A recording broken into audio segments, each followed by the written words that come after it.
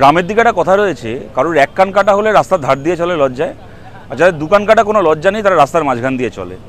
তাদের থেকেও বড় নির্লজ্জ কেউ হলে চুরি করে ধরা পড়ে যাওয়ার 1 ঘন্টা 1.5 ঘন্টার মধ্যে বসে প্রেস কনফারেন্স করে। আজকে দেখি মমতা বন্দ্যোপাধ্যায় প্রেস কনফারেন্স করেছেন এসএসসির চাকরিগুলো 26,000 চাকরি বাতিল হয়ে যাওয়ার রায় আসার পরে।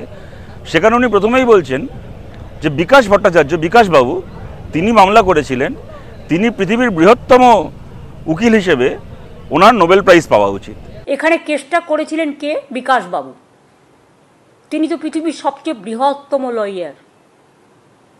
তাকে কেন তিনি এখনো নোবেল প্রাইজ পাচ্ছেন না আমি জানি না। পাওয়া উচিত।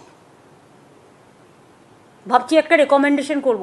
এখন বিকাশবাবুর যদি পৃথিবীর বৃহত্তম উকিল হিসেবে একটা নোবেল প্রাইজ পাওয়া উচিত হয়, তাহলে মমতা ব্যানার্জি আপনার 2টো নোবেল প্রাইজ পাওয়া উচিত, একটা বৃহত্তম চোর হিসেবে আর একটা পৃথিবীর বৃহত্তম মিথ্যাবাদী হিসেবে। কি বলছেন প্রেস কনফারেন্স করে? আমাদেরকে সময় দেওয়া উচিত ছিল যাতে আমরা খুঁজে বার করতে পারি কোথায় গন্ডগোল হয়েছে। ইভেন আরেকটা কথা, আপনারা যাদের টেন্টেড বলে দিচ্ছেন, আমাদের কাছে তো কোনো ডকুমেন্ট নেই, কারণ আমাদের যদি স্টাডি করতে দিত আমরা নয় খুঁজে বের করতে পারতাম। আত্মরক্ষার জন্যও তো একটা সুযোগ দেওয়া উচিত। এতগুলো টিচারের ভবিষ্যৎ ভুলে যাবেন না, এরা সবাই স্কুলে পড়ায়, স্কুলগুলোর কি হবে? 2016 এসএসসি 2025 এপ্রিলে এসে রায় আসছে। 9 বছর পরে আপনারা এখন নতুন করে সময় চাই। কোন সময়টা না আপনারা পেয়েছেন?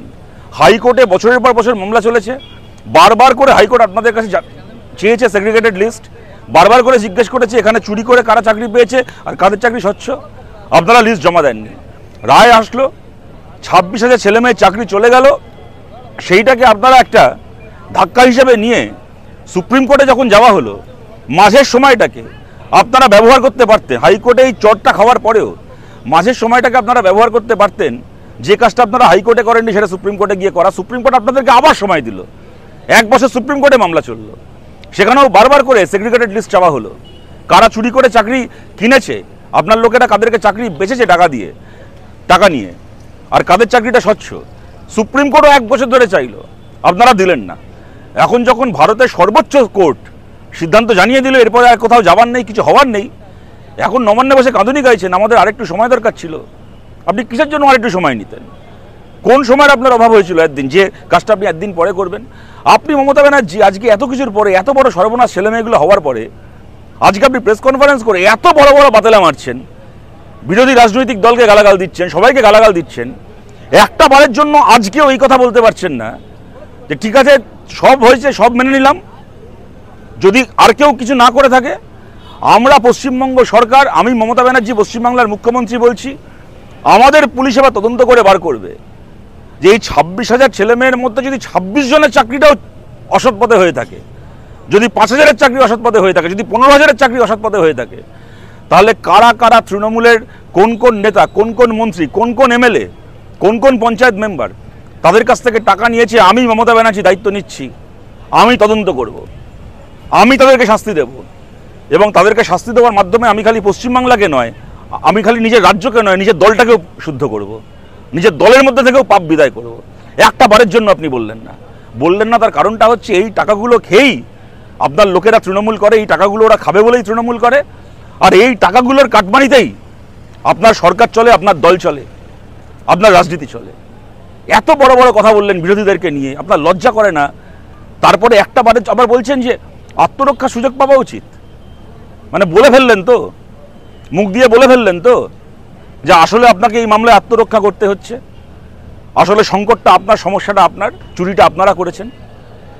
পার্থ চট্টোপাধ্যায়ের খাটের তলা থেকে টাকা বেরিয়েছিল, পার্থ চট্টোপাধ্যায়কে সিবিআই ধরে নিয়ে গেছে, আপনার পার্থদা আর আপনার অর্পিতা আন্টি এখন জেল খাটছে। কিন্তু তাদের গোটা পশ্চিমবাংলার সব চাকরিপ্রার্থী ছেলে মেয়ে তো বেলঘড়িয়ায় আপনার অর্পিতা আন্টির ফ্ল্যাটে গিয়ে টাকা জমা দিয়ে আসেনি, আপনার পার্থদার ফ্ল্যাটে গিয়ে টাকা জমা দিয়ে আসেনি। পশ্চিমবাংলার পাড়ায় পাড়ায়, গ্রামে গ্রামে, বুথে বুথে আপনারা যে স্টেট ব্যাংক অফ তৃণমূলের ব্রাঞ্চ খুলেছিলেন, যেখান থেকে টাকাগুলোকে তোলা হয়েছিল, আর তারপরে আপনি মমতা ব্যানার্জি আপনার পুলিশের সাহায্যে, আপনার পুলিশের নাকের ডগা দিয়ে সেই টাকাগুলোকে পার্থ চট্টোপাধ্যায় অর্পিতাদের ফ্ল্যাটে পৌঁছে দেওয়া হয়েছিল। পার্থ অর্পিতা জেল খাটছে, কিন্তু আপনার তৃণমূলের যারা যারা এই টাকাগুলো তুলেছিল, যারা যারা এই গোটা সিস্টেমটাকে চালিয়েছিল, তাদের একজনকেও আপনি আজকে অব্দি জেলে ভরলেন না কেন? আপনি তদন্ত করলেন না কেন? এখন বলছেন আত্মরক্ষার সুযোগ চাই। আপনি আত্মরক্ষা করবেন, আপনি আপনার দলের লোকগুলোকে রক্ষা করবেন, আর তার জন্য প্রায়শ্চিত্ত করতে হবে এই ছেলে মেয়েগুলোকে। আপনি যে মনে আছে বুদ্ধদেব ভট্টাচার্যের সাদা ধুতিতে সাদা পাঞ্জাবিতে কালি ছিটিয়ে ছিটিয়ে পোস্টার বানিয়েছিলেন? বুদ্ধদেব ভট্টাচার্যের ধুতিতে পাঞ্জাবিতে আপনাদের ফটোশপ করে কালি ছেটাতে হয়েছিল, কিন্তু আপনাদের মুখে আপনার দলের প্রতিটা নেতার সর্বাঙ্গে আজকে বাংলার মানুষ যে কালি ছেটাচ্ছে, এটা কোনো ফটোশপ করে নয়, মানুষের ন্যায্য ক্ষোভ, পবিত্র ক্ষোভ। তাকিয়ে দেখুন, আয়নার সামনে দাঁড়ান, আপনার সারা মুখে কালি লেগে আছে।